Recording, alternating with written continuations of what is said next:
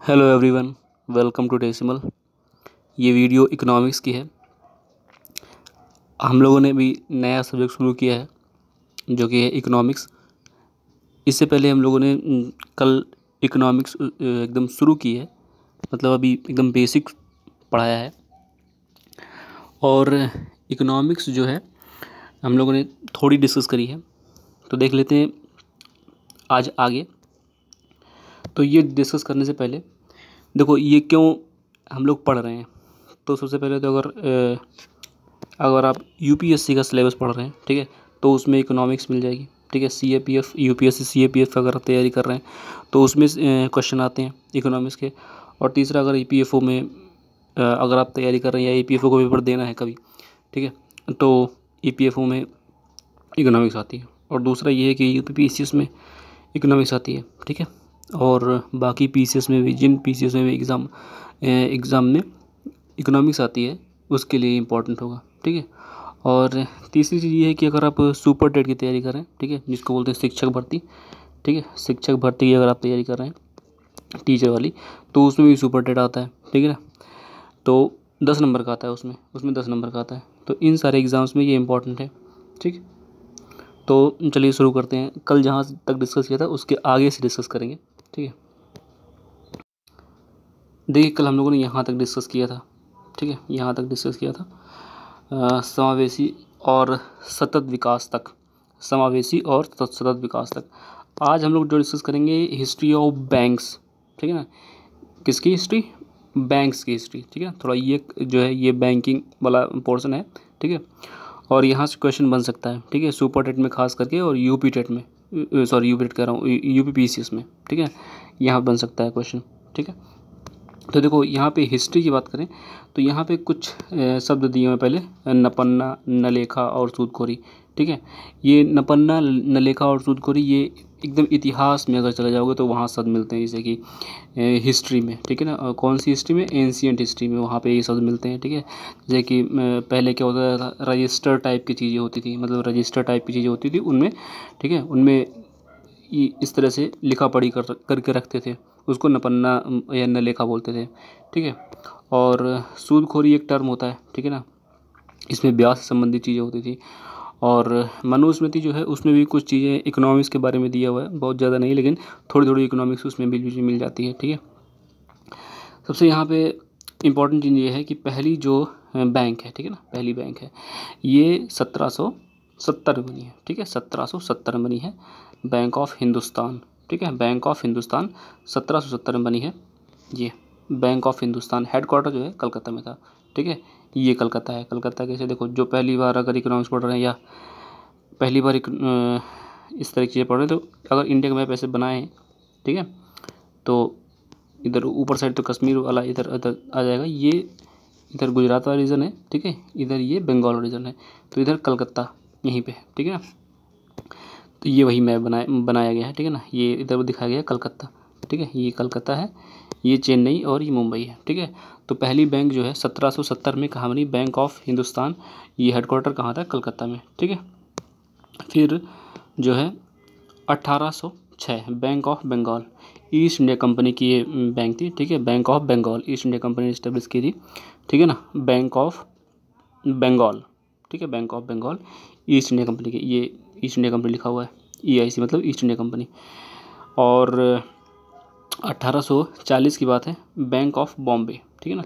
तो पहले जो 3 बैंकें थी वो कुल मिला करके मतलब कलकत्ता, बम्बई, ठीक है ना, कलकत्ता, बम्बई और बंगाल में, ठीक है ना। देखो मतलब कि जो शुरुआत की 3 बैंकें थी, ये तो हेडक्वार्टर कलकत्ता में है, ठीक है ना। ये बैंक ऑफ बंगाल है, ठीक है ना, ईस्ट इंडिया कंपनी की थी, ये बंगाल इधर ही आएगा, ठीक है ना, इधर ही आएगा। फिर बैंक ऑफ बॉम्बे है, ठीक है, फिर ये मद्रास है, ठीक है, मद्रास इधर चेन्नई इस साइड, ठीक। 1806 में बैंक ऑफ बंगाल, ठीक है, 1840 में बैंक ऑफ बॉम्बे, 1843 में बैंक ऑफ मद्रास, ठीक है। तो 1770 बैंक ऑफ हिंदुस्तान, ये ध्यान रखना। 1806 बैंक ऑफ बंगाल, ठीक है, bank of Bengal East India company ने स्थापित किया। और 1840 में बैंक ऑफ बॉम्बे, ठीक है। फिर 1843 में बैंक ऑफ मद्रास, मतलब बॉम्बे, बंगाल, बॉम्बे और मद्रास, ये 3 बैंक शुरुआत में बनी, ठीक है ना। ये जो यहाँ पे ये मुंबई हो जाएगा, ये इधर कलकत्ता वाला रीजन हो जाएगा, मतलब बंगाल की तरफ वाला, और ये मद्रास वाला, ठीक है ना। अब देखो इन तीनों बैंकों को जोड़ दिया गया, ठीक है ना। तो अभी जो नई बैंक है, ठीक है ना, नई बैंक आई वो इम्पीरियल बैंक ऑफ इंडिया के नाम से आई, ठीक है ना। 1806 वाली बैंक जो है बैंक ऑफ बंगाल को, 1840 की बैंक ऑफ बॉम्बे को, 1843 में बैंक ऑफ मद्रास, इन तीनों को जोड़ दिया गया। ऐसे लिखा है मैंने ABCD प्लस करके, ये BCD इन तीनों को प्लस कर देंगे तो 1921 में imperial bank of India establish हुई, ठीक है। इम्पीरियल बैंक ऑफ इंडिया का इस्टेब्लिश किया गया। और 1955 की बात है, ठीक है, 1955 की बात है, इसका राष्ट्रीयकरण कर दिया गया, ठीक है ना। और इसको बना दिया गया SBI, जो आज की SBI है ना, स्टेट बैंक ऑफ इंडिया, ये बना दिया गया, ठीक है। तो 1921 से 1955 तक लगभग जो थी ये इम्पीरियल बैंक ऑफ इंडिया थी, ठीक है ना। इन तीनों को जोड़ के बनाया गया था और 1955 में इसका राष्ट्रीयकरण किया गया और इसको SBI नाम दिया गया, स्टेट बैंक ऑफ इंडिया, ठीक है। ये चीज़ है ना, ये फैक्ट हैं, इससे डायरेक्ट पूछ सकते हैं, ठीक है ना। डायरेक्ट पूछ सकते हैं, उसमें सुपर टेट में पूछ सकते हैं, UP टेट में, ठीक है ना। UPSC में अगर पूछेगा तो मैच वैच कराने के लिए भले पूछ लें, और इस तरह के क्वेश्चन UPSC में तो नहीं पूछते, ठीक है ना। हाँ ये है कि कभी उसमें जो CAPF है या फिर EPF में पूछ सकते हैं, ठीक है। देखो 1958 से 1959 तक SBI के सहयोगों का राष्ट्रीयकरण किया गया, ठीक है ना। ये जो है 2 सालों में SBI के जो जितने भी सहयोगी थे उनका नेशनलाइजेशन कर दिया गया, सहयोग राष्ट्रीयकरण कर दिया गया। और ये तो अभी इधर आ गए थे 1900 में, ठीक है ना। अब देखो फिर जा रहे हैं वापस 1865 के आसपास, ठीक है ना। वापस 1865 में क्या हुआ है, इलाहाबाद बैंक स्थापित की गई थी, ठीक है ना। इतना ये जो ये पोर्शन है ये 1900 वाला आ गया है, ठीक है। बाकी अभी जो है हिस्ट्री में ही चल रहे हैं, ठीक है ना। मतलब 1865 इलाहाबाद बैंक की स्थापना की गई, ठीक है। 1881 में अवध कॉमर्शियल बैंक की स्थापना की गई, ठीक है, सीमित देयता के साथ, ठीक है, सीमित देयता के साथ अवध कॉमर्शियल बैंक की स्थापना की गई। और 1895 PNB, जिसको पंजाब नेशनल बैंक बोलते हैं, PNB की स्थापना की गई 1895 में, PNB की स्थापना की गई और इंडियंस के द्वारा, ठीक है, ये ध्यान रखना, इंडियंस के द्वारा की गई थी। ये यहाँ पे किनारे लिखा हुआ है इंडियंस के द्वारा, तो PNB जो है वो इंडियंस के द्वारा स्थापित की गई थी, ठीक है। तो इसमें बहुत ज़्यादा कुछ समझाने वाली चीज़ नहीं है, बस ये चीज़ें ध्यान रखनी है कौन कब इस्टेब्लिशमेंट किसका हुआ, ठीक है। देखो 1911 सेंट्रल बैंक ऑफ इंडिया स्थापना हुई, ठीक है। सेंट्रल बैंक ऑफ इंडिया की स्थापना हुई। स्वामित्व भारतीयों के पास था और प्रबंधन भी भारतीय करते थे, ठीक है ना। तो स्वामित्व भी भारतीयों के पास था और प्रबंधन भी भारतीय करते थे, ये चीज़ ध्यान रखना। और स्थापना जो है पोस्ट खानवाला जी ने की थी, ठीक है ना। इसके फिरोज शाह मेहता जो थे वो चेयरमैन थे, फर्स्ट चेयरमैन, ठीक है। फिरोज शाह मेहता पहले चेयरमैन थे, ठीक है, ये ध्यान रखना। अब देखो 1934 का एक्ट आता है, 1934 का एक्ट आएगा, मतलब कि RBI एक्ट, ठीक है। 1934 का आएगा RBI एक्ट, ठीक है। तब क्या होगा, 1934 का RBI एक्ट आया, ठीक है ना। 1 अप्रैल 1935 से RBI काम करना शुरू करेगा, ठीक है ना। ये चीज़ ध्यान रखना, 1934 का एक्ट है और 1 अप्रैल 1935 से RBI काम करना प्रारंभ कर देगा, ठीक है। 1 जनवरी 1949, ठीक है, 1 जनवरी 1949 को राष्ट्रीयकरण हो जाएगा, ठीक है। 1 जनवरी 1949 को राष्ट्रीयकरण हो जाएगा और मार्च 1949 में बैंकिंग अधिनियम जो था उसमें बैंकिंग अधिनियम आया और उसमें 2013 में संशोधन भी कर दिया गया, ठीक है ना। ये चीज़ ध्यान रखना। फिर 1969 14 बड़े बैंक जो मिनिमम संपत्ति इनकी 50 करोड़ थी उनका राष्ट्रीयकरण कर दिया गया, ठीक है, ये चीज़ ध्यान रखना। फिर 1980 में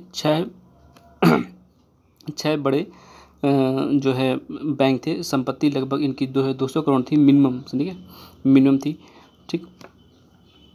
और 1993 में न्यू बैंक ऑफ इंडिया जो है, न्यू बैंक ऑफ इंडिया का मर्जर इसमें PNB में कर दिया गया, ठीक है ना, PNB में कर दिया गया। फिर 2008 में SBI और 2008 की बात है, SBI और इसके साथ है स्टेट बैंक ऑफ सौराष्ट्र, ठीक है, दोनों का मर्जर कर दिया गया।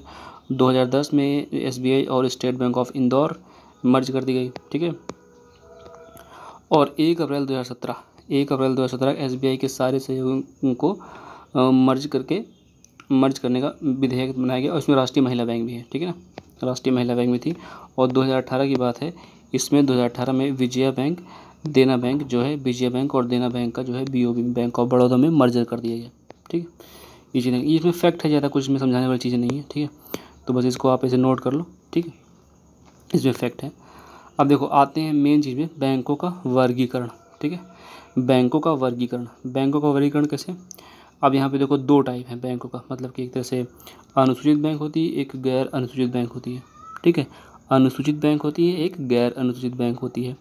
जो अनुसूचित बैंक होती है वो RBI, पहले देखते हैं अनुसूचित बैंक क्या होता है, फिर देखेंगे गैर अनुसूचित बैंक क्या होता है। जो अनुसूचित बैंक होती है वो RBI एक्ट की 2nd अनुसूची में मतलब लिस्टेड होती है, ठीक है ना। और इसकी जो अभी जो है, पहले जो है अभी जो इसकी न्यूनतम संपत्ति कितनी होनी चाहिए? 500 करोड़ रुपए की, ठीक है। वर्तमान में कितनी होनी चाहिए? 500 करोड़ रुपए की। गतिविधियों से ग्राहक पर कोई नकारात्मक प्रभाव नहीं पड़ता, मतलब कि जो अनुसूचित बैंक होती हैं इनकी गतिविधियों से ग्राहकों पर कोई नकारात्मक प्रभाव नहीं पड़ता, ठीक है।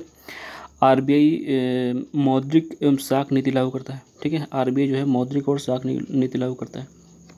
गैर अनुसूचित बैंक क्या होती हैं? जो RBI एक्ट की 2nd अनुसूची में शामिल नहीं है, ठीक है। इसमें क्या है, अनुसूचित बैंकों में RBI एक्ट की 2nd अनुसूची में जो है वो शामिल होती हैं, लेकिन ये जो होती हैं RBI एक्ट की 2nd अनुसूची में शामिल नहीं होती हैं, ठीक है ना। और इसमें एक कैपिटल लोकल बैंक आ जाती हैं, प्राइवेट कोऑपरेटिव बैंक आ जाती हैं, ठीक है। तो ये सारी जो होती हैं गैर अनुसूचित बैंक होती हैं और ये जो होती हैं अनुसूचित बैंक होती हैं, ठीक है। ये दोनों में अंतर है। अब देखो अनुसूचित बैंकों का जो वर्गीकरण होता है उसको देखते हैं। अनुसूचित बैंकों का वर्गीकरण देखते हैं। देखो जैसे कि यहाँ पे क्या है, अनुसूचित बैंक जो है वो देखो वाणिज्यिक बैंक, ठीक है ना, कोऑपरेटिव बैंक और RRBs, ठीक है। 3 तरह से होती हैं अनुसूचित बैंक जो होती है, वाणिज्यिक बैंक, कोऑपरेटिव बैंक और RRB होती हैं। जो वाणिज्यिक बैंक होती हैं वो 2 तरह की होती हैं कि एक प्राइवेट होती है, एक सार्वजनिक होती है, ठीक है ना। एक प्राइवेट होती है, एक सार्वजनिक होती है। सार्वजनिक में क्या होता है कि गवर्नमेंट ऑफ इंडिया का 51% जो होती है एक तरह से मालिकाना हक होता है, ठीक है ना, गवर्नमेंट ऑफ इंडिया का। और जो प्राइवेट होती है वो भी 2 तरह की होती हैं। प्राइवेट बैंक भी 2 तरह की होती हैं, एक स्वदेशी प्राइवेट होती है, एक होती है विदेशी प्राइवेट, ठीक है ना, जो अपने देश की ही प्राइवेट बैंक है, और एक होती है विदेश की प्राइवेट बैंक है। अपने देश के जैसे HDFC है, ICICI है, और विदेशी क्या है, विदेशी जैसे कि स्टैंडर्ड चार्टर बैंक है, और ये जो है सिटी बैंक है, HSBC बैंक है, ये सारी जो है ये विदेशी बैंक है, ठीक है, ये सारी विदेशी बैंक है। और जो कोऑपरेटिव बैंक होती हैं वो काम करती हैं नो प्रॉफिट नो लॉस के कॉन्सेप्ट पे, ठीक है, नो प्रॉफिट और नो लॉस के कॉन्सेप्ट पे काम करती हैं। और जो कोऑपरेटिव बैंक होती हैं ना वो 3 तरह की होती हैं, एक राज्य स्तरीय होती है, एक केंद्रीय बैंक होती है, राज्य स्तरीय, केंद्रीय बैंक और प्राथमिक साख समितियाँ। केंद्र स्तरीय बैंकों को जो होता है वो जिला स्तर की होती है। मैं केंद्र से कंफ्यूज मत करना कि ये केंद्र पे काम करती है, नहीं, ये जिला स्तर पे होती हैं, ठीक है ना। जो कोऑपरेटिव बैंक होती है वो 3 तरह की होती है, राज्य स्तरीय, केंद्रीय बैंक, केंद्रीय का मतलब यहाँ पे जिला स्तर का होता है, ठीक है, फिर प्राथमिक साख समितियाँ, ठीक है। तो ये चीज़ें हैं, ठीक है ना। मतलब कि अनुसूचित बैंकों का वर्गीकरण जो करेंगे तो वाणिज्यिक बैंक, कोऑपरेटिव बैंक और RBs। वाणिज्यिक बैंक जो है वो दो फिर से चीज़ में डिवाइड हो जाएगी, एक प्राइवेट और दूसरी गवर्नमेंट, सार्वजनिक जिसको बोलते हैं, ठीक है ना। प्राइवेट 2 तरह की होती हैं, स्वदेशी और विदेशी, ठीक है। प्राइवेट भी 2 तरह की होंगी, स्वदेशी और विदेशी। और जो कोऑपरेटिव बैंक हैं वो 3 तरह के हैं, ठीक है ना, राज्य स्तरीय होंगी और केंद्र स्तरीय और प्राथमिक साख समिति। केंद्र स्तरीय मतलब यहाँ पे जिला स्तर की बैंकों की बात कर रहे हैं, ठीक है ना। और फिर RRB जो होती है, RRB का गठन जो है गवर्नमेंट ऑफ इंडिया का 50% शेयर होता है। RRB कैसे बनती है, तो मतलब कि गठन जो होता है इसका गवर्नमेंट ऑफ इंडिया का 50% शेयर होगा, और स्पॉन्सर बैंक जो होती है उसमें 35% शेयर होता है, और राज्य सरकार का 15% होता है, ठीक है, राज्य सरकार का 15% होता है। RRB में मतलब गवर्नमेंट ऑफ इंडिया जो है 50% लगाएगी, स्पॉन्सर्ड बैंक जो होती हैं वो 35% लगाएंगी, और जो राज्य सरकार है वो 15% लगाएगी। ठीक है, ये चीज़ ध्यान रखना। तो तीनों बैंकें हो गई, तीनों तरह की, मतलब ये वाणिज्यिक बैंक हो गई, ठीक है, कोऑपरेटिव बैंक और आरआरबी। ठीक है, ये यहाँ से यहाँ तक लेकर के पूरा ये वाणिज्यिक बैंक है, और ये कोऑपरेटिव बैंक, ये पूरा कोऑपरेटिव बैंक, ठीक है ना, और ये आरआरबी के बारे में, ठीक है ना, आरआरबी के बारे में, ये चीज़ ध्यान रखना। आगे देखो रिज़र्व बैंक ऑफ इंडिया के बारे में। रिज़र्व बैंक ऑफ इंडिया के बारे में जो है अगर देखें तो 1934 में एक तरह से एक्ट के 1934 के एक्ट से आई है, ठीक है ना। 1 अप्रैल 1935 से काम करना शुरू किया इसने, ठीक है। 1934 का एक्ट था, काम करना 1 अप्रैल 1935 शुरू किया गया, और 1937 तक इसका हेडक्वार्टर जो है कलकत्ता था, वर्तमान में मुंबई है, ठीक है। और एक कमेटी थी हिंग हिल्टन आयोग, ठीक है ना, 1920 में बनी थी। 1926 में सिफारिश दी थी कि कोई केंद्रीय बैंक होना चाहिए, ठीक है ना। और उसके बाद दूसरा आयोग जो है केंद्रीय जांच आयोग इस्टेब्लिश किया गया। उसके बाद दूसरा आयोग जो है केंद्रीय जांच आयोग ने आरबीआई के गठन की सिफारिश की, ठीक है ना। केंद्रीय जांच आयोग ने जो है आरबीआई के गठन की सिफारिश की। जो फर्स्ट गवर्नर थे ऑरबर्न स्मिथ थे, और जो इंडिपेंडेंट इंडिया के गवर्नर थे सीडी देशमुख, ठीक है। इंडिपेंडेंट इंडिया के जो है सीडी देशमुख थे। अब देखो आरबीआई का स्ट्रक्चर कैसा होता है वो देखते हैं, ठीक है। आरबीआई का स्ट्रक्चर कैसा होता है, देखो इसमें क्या होता है कि आरबीआई में कुछ सरकारी निदेशक होते हैं और कुछ गैर सरकारी निदेशक होते हैं, मतलब कि सरकारी निदेशक भी होते हैं और गैर सरकारी निदेशक भी होते हैं। जो सरकारी निदेशक होते हैं ना, उनमें एक गवर्नर होता है, 4 डिप्टी गवर्नर होते हैं, ठीक है। एक गवर्नर होगा, 4 डिप्टी गवर्नर होंगे, ठीक है। एक गवर्नर और 4 डिप्टी गवर्नर। और जो गैर सरकारी निदेशक होते हैं ना, उसमें 10 भारत सरकार के नामित सदस्य होते हैं, ठीक है, नॉमिनेटेड, और 2 भारत सरकार के अधिकारी होते हैं, ठीक है, और 4 क्षेत्रीय गवर्नर होते हैं, ठीक है। टोटल कितने हो गए, 10 जो है भारत सरकार के नामित हो गए, और 2 12 और 4 जो है 16 टोटल जो है, इतने लोग होते हैं, ठीक है, गैर सरकारी में, ठीक है। 10 भारत सरकार के नामित हो गए, ठीक है, नॉमिनेटेड होते हैं, और जो 2 हैं वो भारत सरकार के अधिकारी होते हैं, और 4 क्षेत्रीय गवर्नर होते हैं, ठीक, रीजनल, ठीक है। अब देखो आरबीआई का एम क्या है। आरबीआई का एम है पूरे भारत में वित्तीय संस्थानों का रेगुलेशन करना तथा भारत में इन्फ्लेशन को नियंत्रित करने के लिए कदम उठाना, ठीक है ना। इन्फ्लेशन को महंगाई बोलते हैं, ठीक है ना। इन्फ्लेशन को मतलब पूरे भारत में वित्तीय संस्थानों का रेगुलेशन करना तथा भारत में इन्फ्लेशन को नियंत्रित करने के लिए कदम उठाना, ये एम है इसका, ठीक है ना। तो एम एज इट इज़ आप लिख लो कि क्या है, पूरे भारत में वित्तीय संस्थानों का रेगुलेशन करेगा, जितने भी वित्तीय संस्थान हैं सबका रेगुलेशन करेगा, और भारत में इन्फ्लेशन को नियंत्रित करने के लिए कदम उठाएगा, ठीक है। इन्फ्लेशन को नियंत्रित करने के लिए कदम उठाना, ठीक है। आरबीआई जो है मौद्रिक एवं साख नीति का प्रकाशन करके लिक्विडिटी को कंट्रोल करता है, ठीक है ना।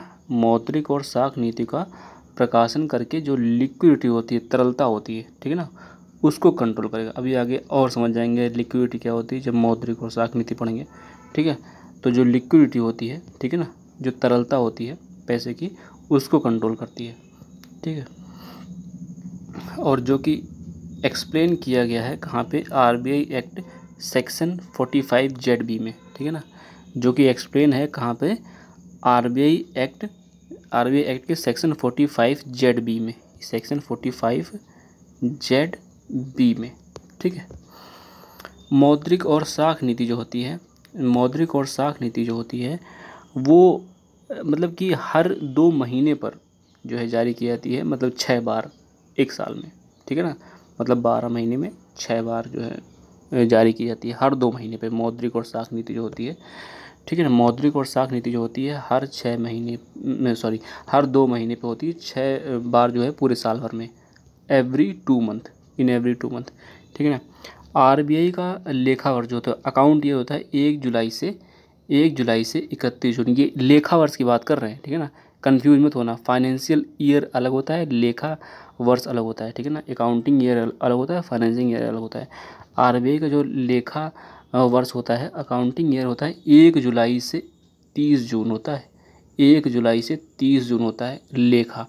लेकिन फाइनेंशियल ईयर जो होता है वो 1 अप्रैल से 31 मार्च होता है, ठीक है ना। 1 अप्रैल से 31 मार्च होता है, ठीक है ना। ये जो इनकम टैक्स रिटर्न वाली डेट होती है एक तरह से, नहीं 31 मार्च से पहले पहले वाली, तो ये मतलब कि ये फाइनेंशियल ईयर होती है 1 अप्रैल से 31 मार्च ये। और ये जो है 1 जुलाई से 30 जून ये अकाउंटिंग ईयर होती है, ठीक है ना। और इंडिया में जो कृषि वर्ष है, ये भी ध्यान रखना, इंडिया में जो कृषि वर्ष है वो भी 1 जुलाई से 30 जून होता है। ये पूछ लेते हैं, ठीक है ना।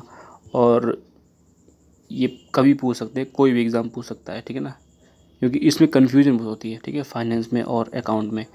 ये कृषि वर्ष किसी एग्ज़ाम में पूछा भी गया था, अभी क्वेश्चन नहीं है, मैं नेक्स्ट वीडियो में अगर मिल जाएगा तो दिखा दूंगा वो क्वेश्चन कहाँ पे था, ठीक है ना।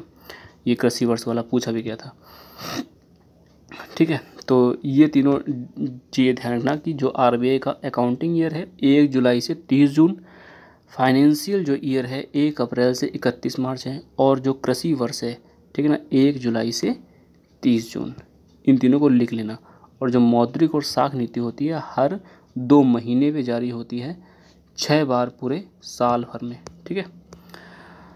अब देखो वित्तीय गतिविधियों का नियंत्रण जो कैसे होता है, ठीक है, वित्तीय गतिविधियों का नियंत्रण कैसे होता है। तो देखो वित्तीय गतिविधियों का नियंत्रण जो है गवर्नमेंट ऑफ इंडिया भी करती है और आरबीआई भी करती है, ठीक है ना।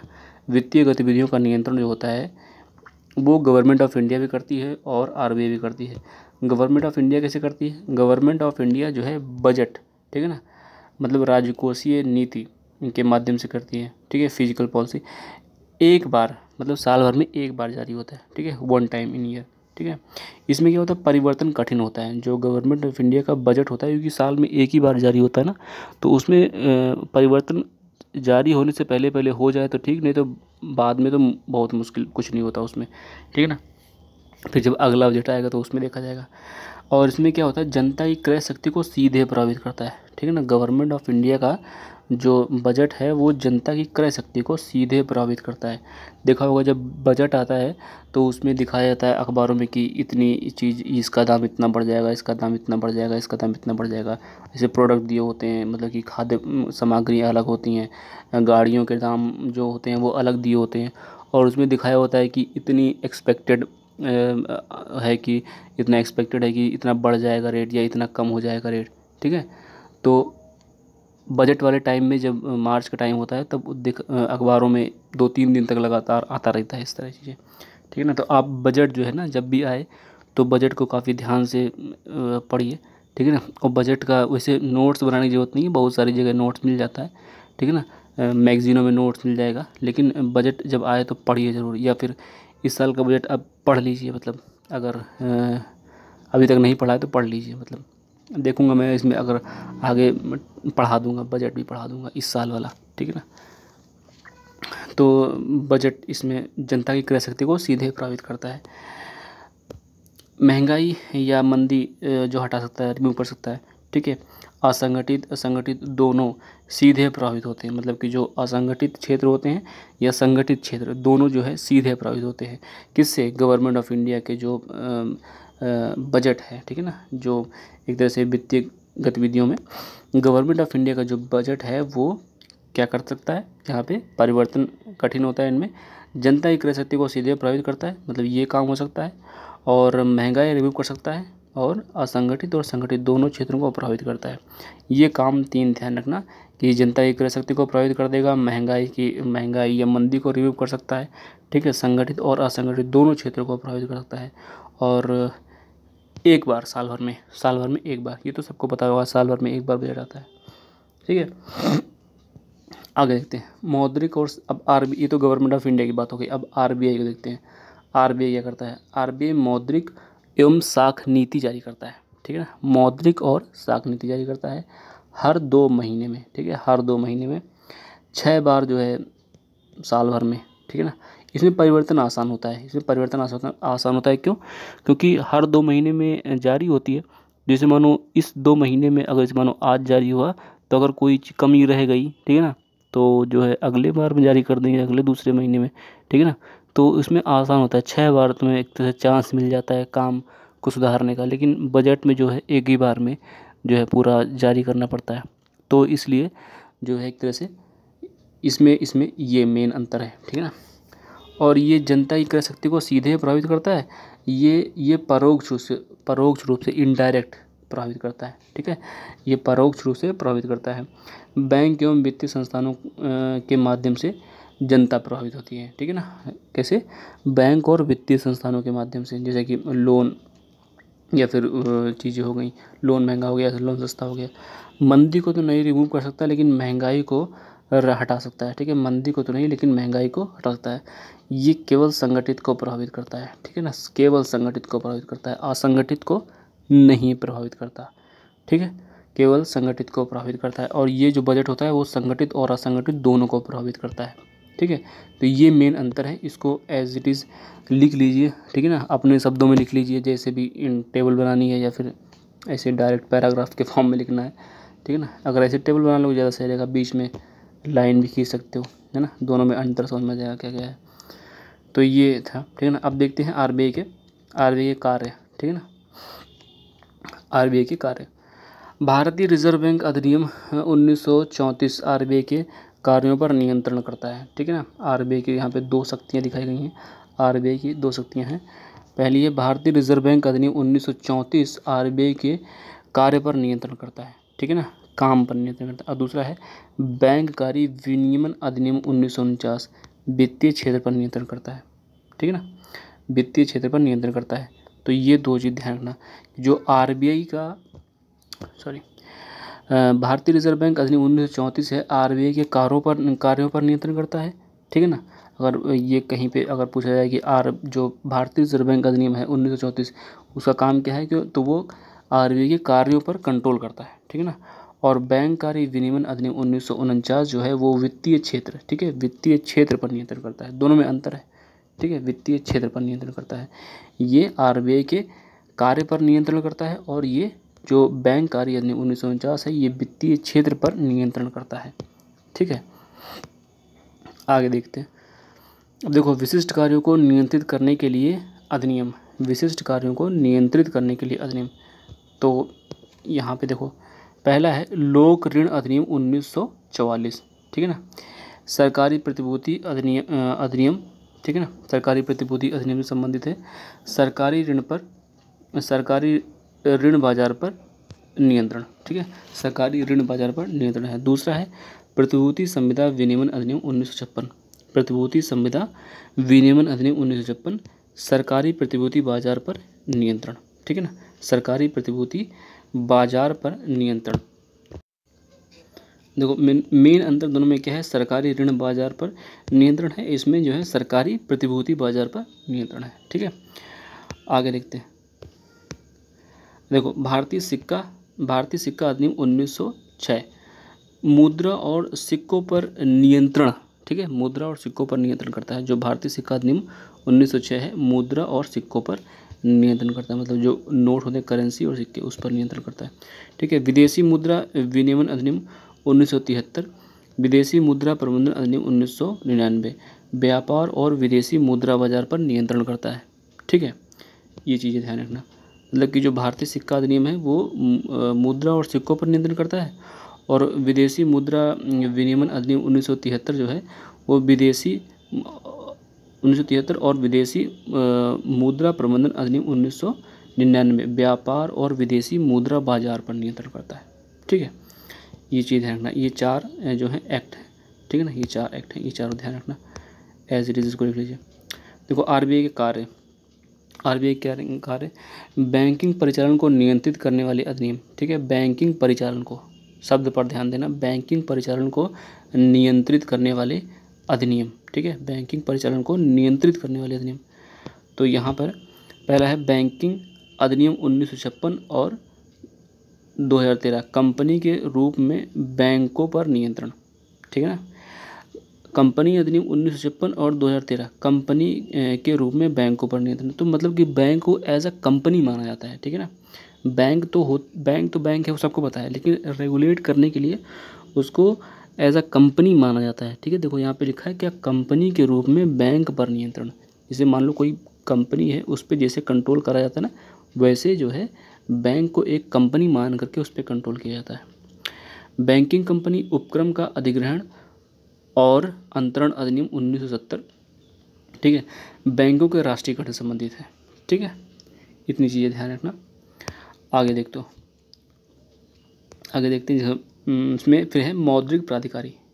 आरबीआई को देखो यहाँ पे मौद्रिक प्राधिकारी बन के मौद्रिक नीति तैयार करता है। ठीक है, उसका कार्यान्वयन करता है और उसकी निगरानी करता है। ठीक है, एक तरह से मौद्रिक प्राधिकारी है और मौद्रिक नीति तैयार करता है, उसका कार्यान्वयन करता है और उसकी निगरानी करता है। उद्देश्य क्या है, विकास के उद्देश्यों को ध्यान में रखते हुए मूल्य स्थिरता बनाए रखना। ठीक है ना, मतलब क्या है, विकास के उद्देश्यों को ध्यान में रखना, मतलब कुल मिलाकर के डेवलपमेंट एक तरह से माइंड में रखा जाता है इसमें। ठीक है ना, एम ये है कि विकास के उद्देश्यों को ध्यान में रखते हुए मूल्य स्थिरता, मतलब कि जो प्राइस है उसकी स्टेबिलिटी बनी रहे। ठीक है ना, प्राइस की स्टेबिलिटी बनी रहे, बनाए रखना।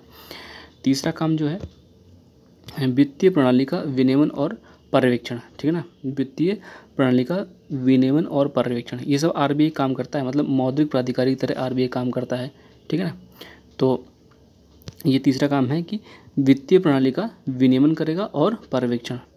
फिर चौथा है बैंकिंग परिचालन के लिए विस्तृत मानदंड निर्धारित करता है। ठीक है, बैंकिंग परिचालन के लिए विस्तृत मानदंड निर्धारित करता है, जिसके अंतर्गत देश की बैंकिंग और वित्तीय प्रणाली काम करती है। ठीक है, जिसके अंतर्गत देश की बैंकिंग और वित्तीय प्रणाली काम करती है।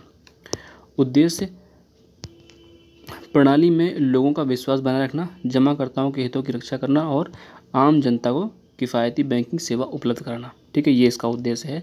प्रणाली में लोगों का विश्वास बनाए रखना, जमाकर्ता के हितों की रक्षा करना और आम जनता को किफ़ायती बैंकिंग सेवाएं उपलब्ध कराना।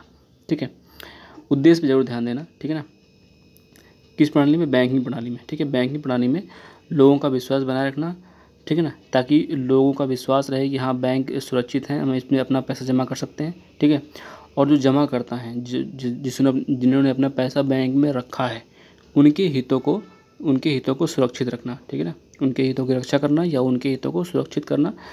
आम जनता को किफ़ायती बैंकिंग सेवा, मतलब कि जैसे लोन अगर कोई ले रहा है तो उसको एक मिनिमम इंटरेस्ट पे, ब्याज पे लोन दिया जा सके। ठीक है ना, जो कि अगर बैंकों में एक तरह से विश्वास नहीं होगा लोगों का, तो फिर बैंकें बिल्कुल उसी तरह हो जाएंगी ना, जैसे कि पहले के व्यापारी और ज़मींदारों से अगर कोई लोन ले ले तो फंस जाता था। ठीक है, उसी तरह से अगर बैंकों में विश्वास नहीं होगा तो फिर लोग बैंक में पैसा रखें क्यों। तो कुल मिलाकर के उद्देश्य ये है कि प्रणाली में लोगों का विश्वास बना रहे। ठीक है ना, अब पहली जो प्रणाली थी, मतलब कि जो लोगों से पैसा उधार लेते थे, उसमें क्या था, लोगों को विश्वास नहीं था, इसीलिए तो वो सारी चीज़ें एक तरह से सोसाइटी में गलत इम्पैक्ट डालती थी कि अगर किसी से पैसा ले लिया किसी ने 1 लाख रुपए, तो उसकी ज़िंदगी बीत गई पूरी, है ना, ख़त्म ही नहीं हो रहा उसका कर्जा, पता नहीं कौन सा ब्याज लगा रहे हैं, चक्रवृद्धि ब्याज लगा रहे हैं, कौन से ब्याज लगा रहे हैं वो, मतलब 1 लाख लिया था, अभी उनका 1.5 लाख बाकी है, वो आधा दे भी चुके हैं। ठीक है ना, इस तरह की चीज़ें होती थी कि आदमी ने पैसा आधा दे भी दिया है, आधा ज़्यादा, फिर भी उसका 1.5 लाख बचा है, 1 लाख लोन लिया था उसने, पता नहीं, है ना, ऐसे होता था, लोन ख़त्म ही नहीं होता था। अगर किसी गरीब किसान ने ले लिया है किसी से लोन, उसकी पूरी ज़िंदगी निकल जाती थी। तो ऐसा बैंकें तो ना करें, है ना, तो यही उद्देश्य है बैंकों का कि मतलब सस्ते दाम पे जो है सस्ते ब्याज पे जो है लोन उपलब्ध कराया जाए।